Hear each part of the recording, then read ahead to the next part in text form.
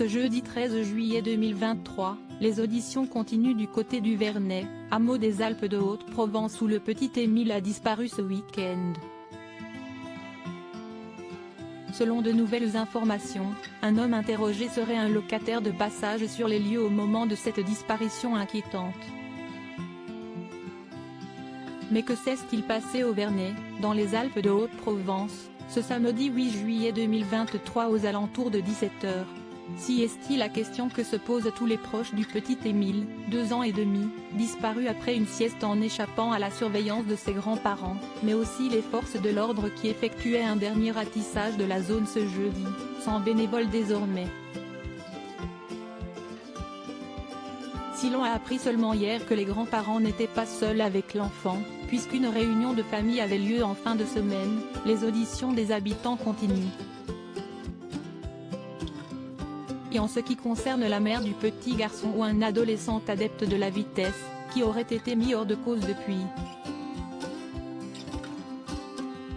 Si la disparition de l'enfant est bien sûr inquiétante, l'alerte enlèvement n'a pas été déclenchée ce week-end.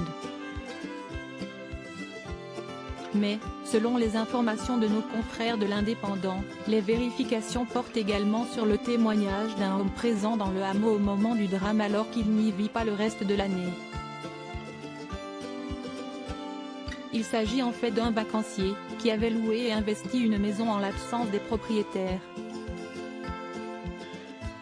Le contrôle des véhicules continue alors que les espoirs de retrouver Émile vivant sont désormais très réduits selon le procureur, le petit garçon ayant pu être pris au piège de la déshydratation à son jeune âge, les enquêteurs n'excluent aucune piste.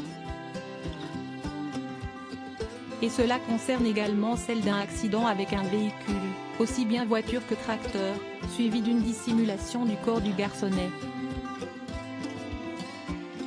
Une trace de sang suspecte, découverte sur l'avant de la carrosserie d'une voiture garée sur place, semblait orienter l'enquête en ce sens mais les analyses sont formelles, il s'agit de sang animal.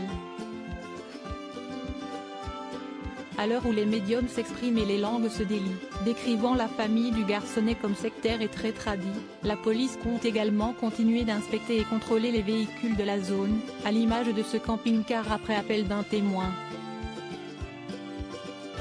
Sans succès jusque-là.